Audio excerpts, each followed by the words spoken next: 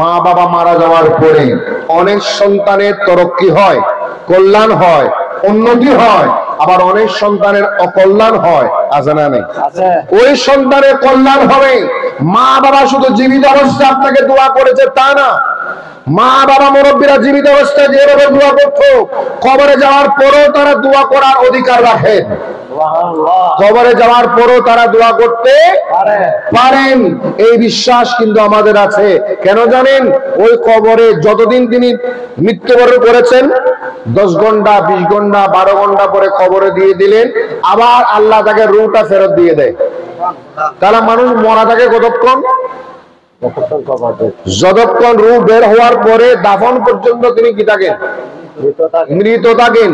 দাফনের পরে তিনি আর মৃত না, উনি পরকালীন জীবনে জীবিত। কোন জীবন?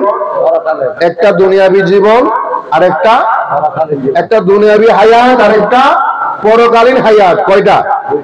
দুনিয়াবী হায়াতটা হচ্ছে সীমাবদ্ধ, 50 বছর 70 বছর 80 বছর 100 বছর, এর উপরে এখন মানুষ যায় না বেশিরভাগ। এটা দুনিয়াবী হায়াত।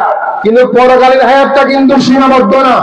পরকালীন হায়াত আপনার 100 বছর হতে পারে, 200 বছর হতে পারে, 500 বছর হতে পারে, 1000 বছর হতে পারে।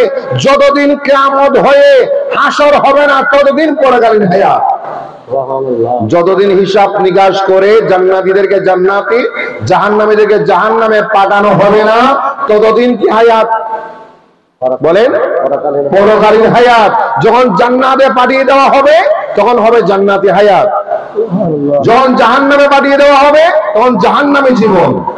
এই জন্য আমরা দোয়া করি, আল্লাহ আমাদেরকে জান্নাতি জীবন দান করো, জাহান্নামী জীবন আমাদের দিও, নেক হায়াত আমাদের দান করো, নেক আমল দান করো, নেক মালামাল দান করো, যাতে আমরা জান্নাতি হায়াত, জান্নাতি নিয়ামত পাই। জুড়ে বলুন সুবহান।